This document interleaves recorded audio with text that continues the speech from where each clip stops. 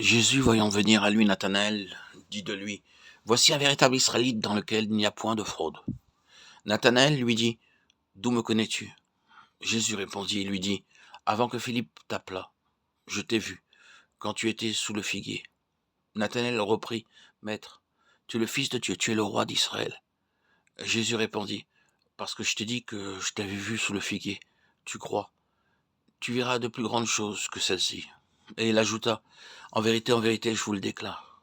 Vous verrez le ciel ouvert et les anges de Dieu montant et descendant sur le Fils de l'homme. » Jean 1, 47, 51.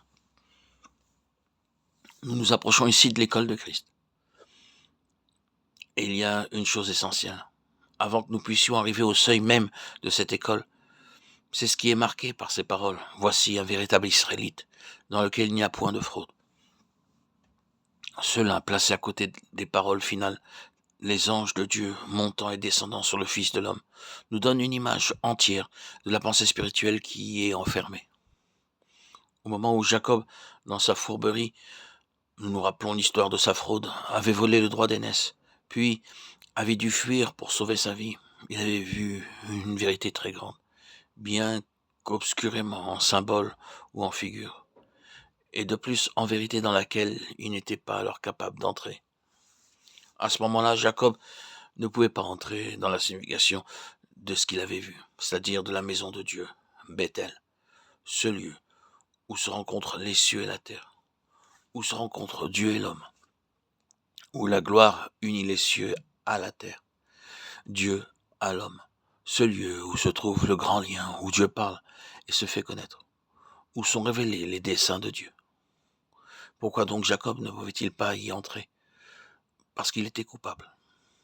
Il doit donc quitter ce lieu. Il le quitte et continue sa route pour être soumis à 20 années de discipline et pour rencontrer à la fin de ces 20 années toute la puissance des cieux sur sa vie terrestre, sur sa nature terrestre, toute la puissance de l'esprit sur sa chair, toute la puissance de Dieu sur lui-même, au torrent de Jabbok, afin que cette vie naturelle et charnelle soit frappée et brisée, et pour qu'elle disparaisse, qu'elle porte pour le reste de ses jours la marque du jugement de Dieu qui a passé sur elle.